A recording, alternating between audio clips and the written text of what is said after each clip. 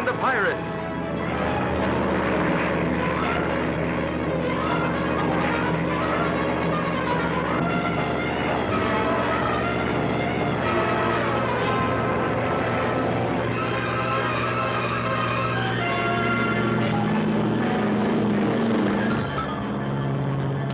Hey, Terry. Hold on, Hotshot. Here we go.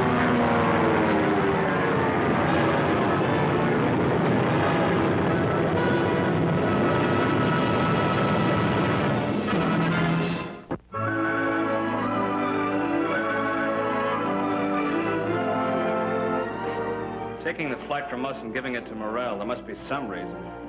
I know a guy who got his nose snipped off looking for reasons. And when the party of the first part is Chopstick Joe, one can lose the other attachments, including the noggin. And these conferences he's been having with the Dragon Lady, you know what they generally add up to? Look, Terry, just for once, let somebody else do the adding, huh? Taking the flight from me and giving it to Morrell. Oh, greetings, Flyboys. You heard from Morrell yet? Yeah, he's coming in. Just call. He's way ahead of schedule. That's what I call serving Air Cathay. Write a special letter of thanks to a 50-mile-an-hour tailwind.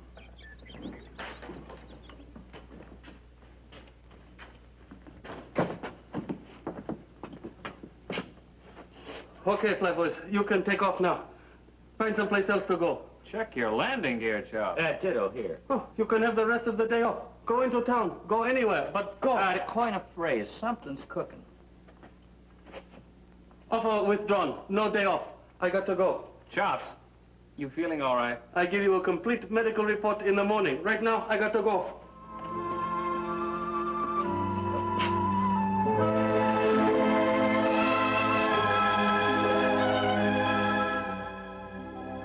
Your reputation has preceded you here, Captain.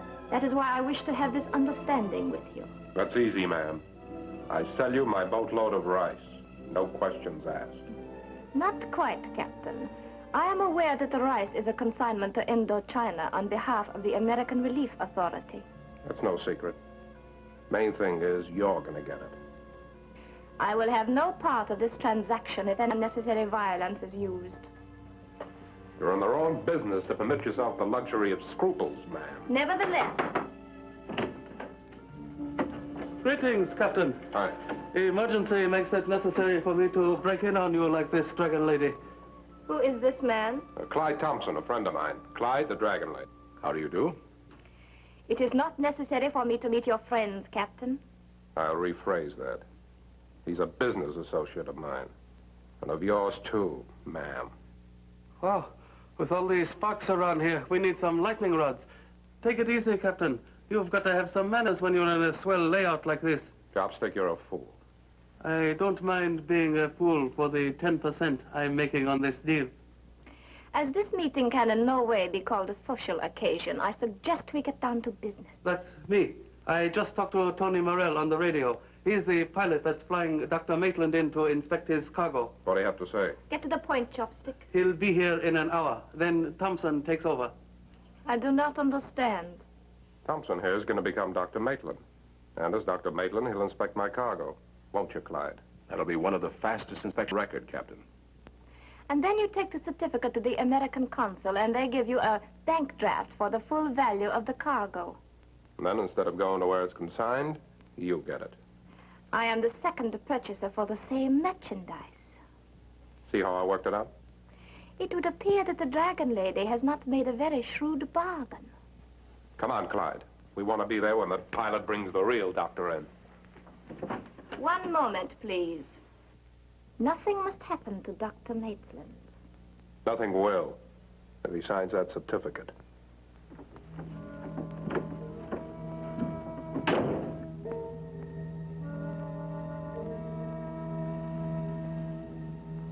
The next time you bring such gun to me, I will...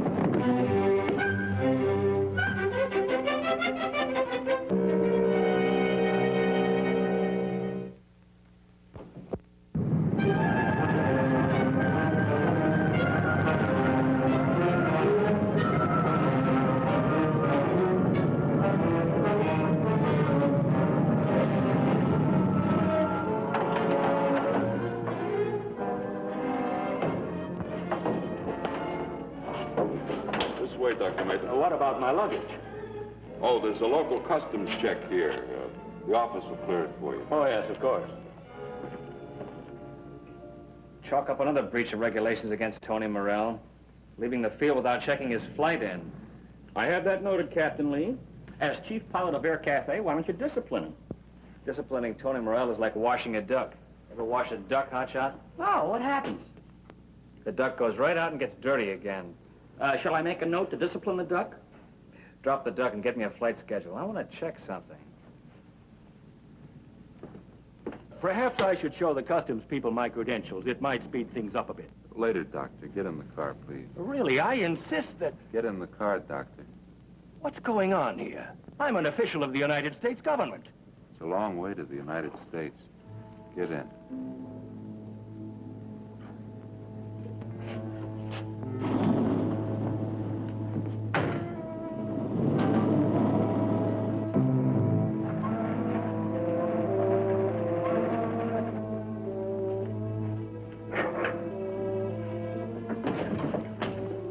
Good. You have him. I'm Captain Lomar, Morrell. Captain Morrell to you, Lomar.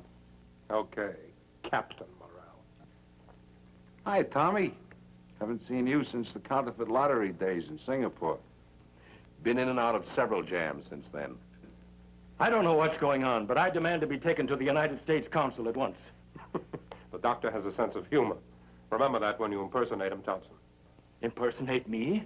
What for? We need your clearance certificate on Captain Lomar's cargo. And in case you're reluctant, we've got a standby to do the job for you. But I don't understand. I came to Tan San for that express purpose.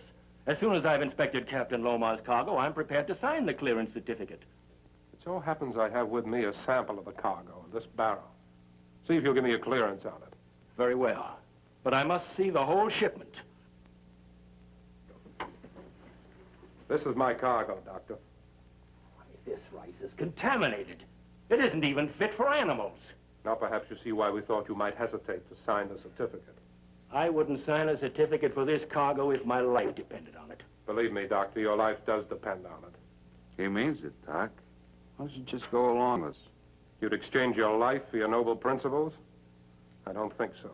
All you gotta do is sign, Doc. Nobody will know about it. When the time comes, he'll sign it. I'll show you why.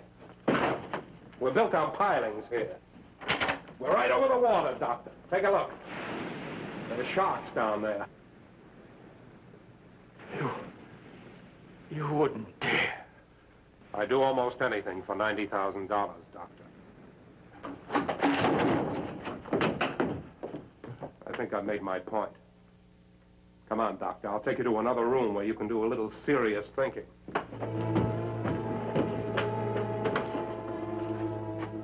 Stuff's sickening just to look at it. Don't look at it, then. All they told the Dragon Lady is it was stolen. He knew that if this stuff was going into her precious people's rice bowls, we'd all end up going through that trap door. The Chops, you've got it down right here. The flight Dr. Maitland booked passage on was originally scheduled for Hotshot and me. What do you guys want to do? Take all the flights around here? Then you've got our names crossed out and written in Tony Morrell's. Why? You're not the district attorney, are you? I don't have to tell you everything that goes on around here. If you're involving us in another one of your shady deals, you do. Oh! Such talk, Terrence. Old Chops involved in a shady deal? Prepares the thought. Sue him for slander, Chops. Oh, a wise guy, huh? Come on, Chops. Let's have the lowdown on the Maitland flight. Terry, you're driving me crazy with all this. Why? Oh, now, Chops, temper. Temper, Chops, temper. Why shouldn't I blow my top? You guys want to know everything that's going on around here. Only what concerns us. What about the Maitland flight? Oh, the Maitland flight, the Maitland flight, the Maitland flight. Is that all you can talk about, just the Maitland flight? I don't know why I changed pilots. Now look what you did. That was a good clock. Why did you give the Maitland flight to Tony Morrell, Chops? I'd take an oath. I'd cut my throat if it weren't against the law. I don't know. I didn't have a reason. I do lots of things without a reason. At last, Chops admits he functions without reason. A fact I have long known. You want to get fired? That's a good idea. Once more, Chops. Why did you give the flight to Tony Morrell? Well, a regular reception committee, Dr. Maitland. This is Chopstick Joe, the boss himself. This is Captain Terry Lee, our chief pilot and a very strict disciplinarian. This is Hotshot Charlie. Oh, excuse me. Captain Charles C. Charles, a very big little man with the big controls. This gentleman is Dr. Maitland of the American Relief Authority. How do you do, Doctor? Pleasure, Doctor. We are honored, Dr. Maitland. And I'm very glad to know you. Captain Morrell has told me what a happy little family you are. Well, we would be if Captain Lee didn't beat us. Why didn't you check in your flight, Morrell? You see what I mean, Doctor? Well, as a matter of fact, Terry, I'll have to take 10 demerits on that. You see, the doctor wanted a quick drink after a rough flight. Yes, I did. There's usually whiskey in your locker. But the doctor picked up the tab. You peeked. I don't like this not checking in flights, Morrell. I want a word with you.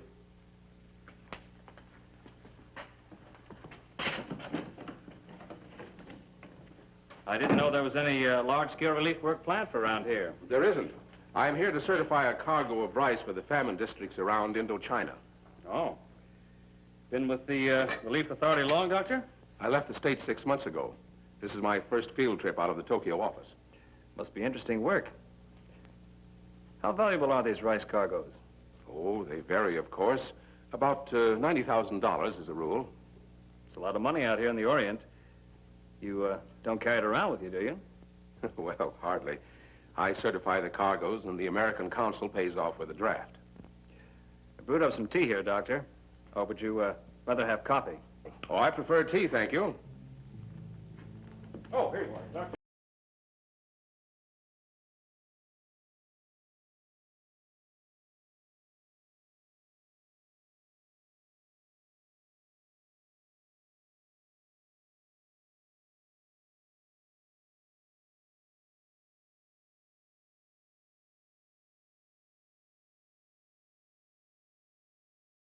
Get your men away from my flyboys. They've outsmarted me before. Clyde Thompson's one of the slickest conmen this side of Frisco. They're just yakking. They could yak us into trouble. This is delicious. I see you prefer the North China Congo. You're a connoisseur, Doctor.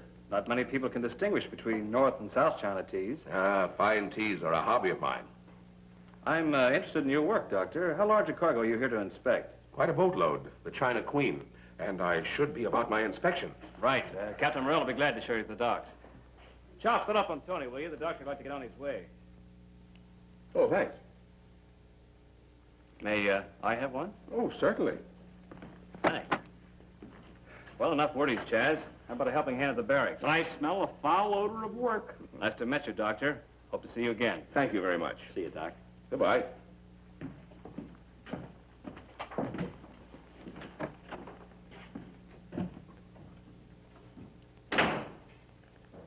How'd it go? I don't know. Lee seemed a little too friendly, and he wanted to know too much. I told you my flyboys were smart. So am I. Wait here.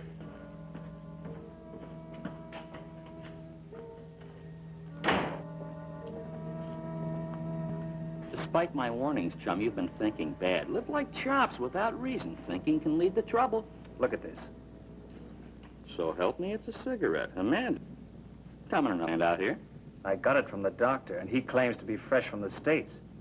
I don't follow you, dear boy. Only old China hands smoke mandarins. Most white men can't stand them.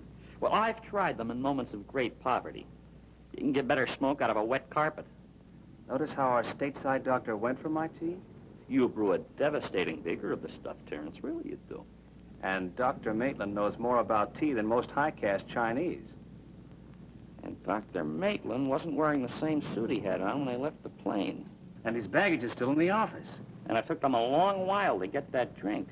And $90,000 is an awful lot of money. And we know the gallant skipper of the China Queen. And there's a pirate if there ever was one. And Chopstick Joe is at it again. What do we do about it?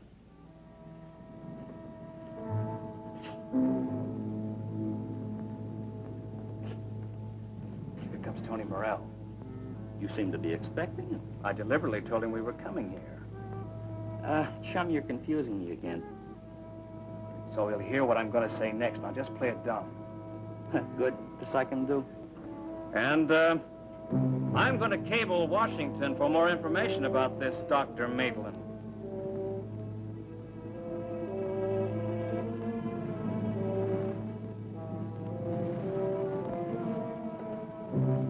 Was I dumb enough? Natural, you're hired. We must play a little theater again sometime. What's the bet? There's something awfully phony about Dr. Maitland. And if we follow Tony Morrell, we may learn what it is.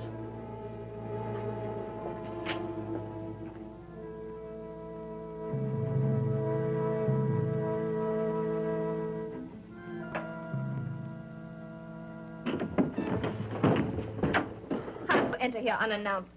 I'm sorry, lady, but this won't wait. Terry Lee's cabling Washington for information on Dr. Maitland. That is no concern of mine. Let your clever Captain Lomar think his way out of it.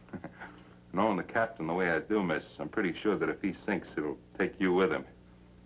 Yes, I agree with you. What interest has Terry Lee in Dr. Maitland? I'm sure he suspects about the dear doctor. This requires thought. Sit down, please. Of course, Terry Lee's interest in Dr. Maitland could be idle curiosity, but I doubt it. Captain Lee is never idly curious.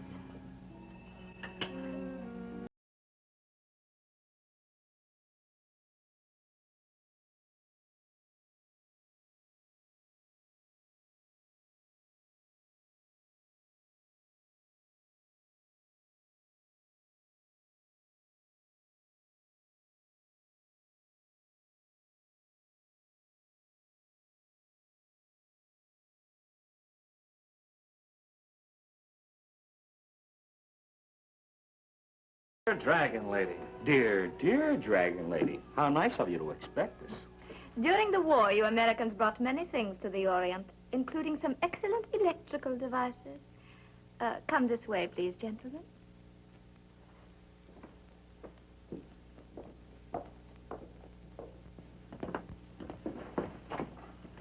A gun in my house? You forget yourself. Guards! This solves our problem. You hold them here until Captain Lomar gets the certificate to the consul, collects his money, and gets out of the harbor. Thompson will have to sign that signature. Oh, nice boy, this Morrell. Now, wait a minute, Morrell. You've outsmarted yourself. Unless Thompson is an expert forger, his signature won't match the one in the consul's possession. How would the consul have a copy of Dr. Maitland's signature? From your passenger manifest? I left that in the plane. And you didn't check in your flight. So, to do you a favor, I followed routine and filed the manifest with the American consul, as local law requires. Always a stickler for regulations, aren't you, Mr. Lee? No bad habit of his. All right. Dr. Maitland will have to sign it himself Where are you going? to force Dr. Maitland to sign that certificate. That one will be the same one the consul has. Not too much force. Where is Dr. Maitland now? Behind the jade cutters on the street of Heavenly Rest. Perhaps you should bring him here to me. My methods of persuasion are probably more gentle. But not as effective, Dragon Lady. It has been a long time since we met, Mr. Lee. It seems that way. Only a couple of months ago, that's all. That time, you were smuggling guns to Nang Chan. And you prevented me as usual. Someday I am going to resent your interference in my affairs. Regulations forbid the transporting of guns, dear lady. And you know how Terran regulations are, just like that. I see you've added a few pieces since I was here last. In excellent taste, as usual. That is one of the secrets of your charm, Mr. Lee. You know how to flatter. I yield to no one in my appreciation of Oriental art. But there is a small segment of my mind which I reserve for the well-being of Charles C. Charles, Hotshot Charlie to the multitudes. And at the moment I find myself somewhat depressed about his future. It will be decided for him. And it'll probably be as explosive as a signal flare. You must be prepared to meet it, Chaz. Brandy or tea, gentlemen? Tea for mine, please. Tea has served us well once today. God, tea for 3, please. God! God!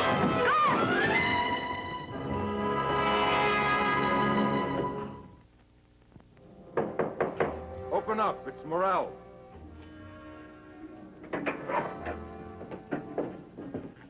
Are we ready? We're anything but ready. Dig out that certificate. Bring him over. Sign it. I'll never sign it. We better get some help. No time. There's a household full of thugs in there. A whole mob of them. Well, the element of surprise is in our favor. I'd rather have a half dozen cops. Give me some rope or wire. It looks like we may have to use it on the doctor.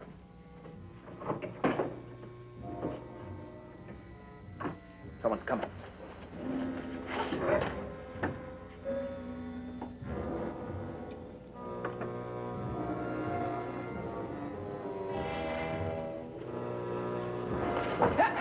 Got us down. Get his gun, Chaz. All right, Chaz, tie him up. He doesn't seem to like this kind of thing. Morrell. Captain Morrell. Go see what's keeping that fool guard.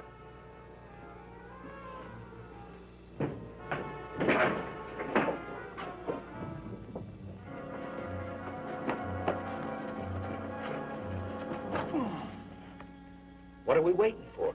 We'll send somebody out to see what happened to the guard. Lasco, where are you? All right, put him up, friend. The late lamented ex-pilot of Air Cathay. You fellas got this thing all wrong. Sure, sure. Chaz, prepare the patient for surgery. Just happened to have it on me. Come on, put your hands around. Turn it around. This should make things a lot simpler inside. Yeah. You might even call it life insurance. The last time, Doctor. Sign it. Looks like this guy doesn't want to live. Sign. No.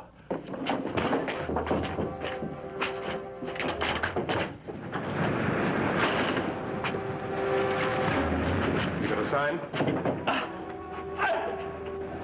I'll sign. All right.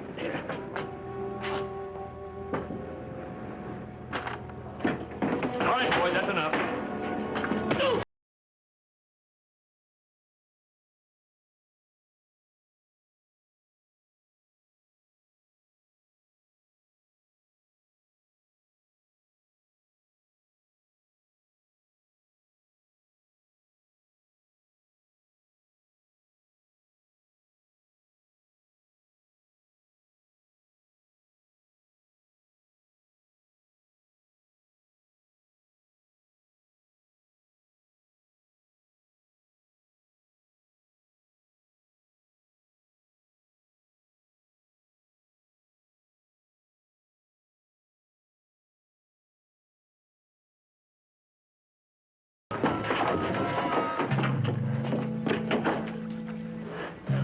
Can't we?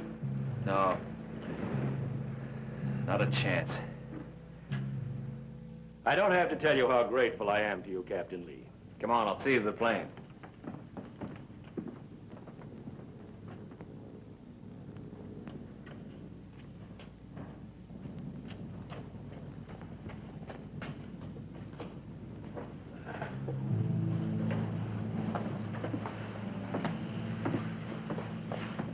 No, good deal. I didn't know that rice was rotten. No doubt you did not. There are limits as to even how far old Chopstick would go to make a buck. As you acted in good faith, I have no alternative but to pay you your commission. Now you're cooking. Guard! I am prepared to pay the first installment now.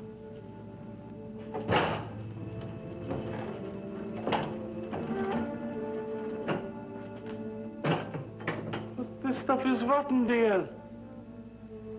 It is, isn't it?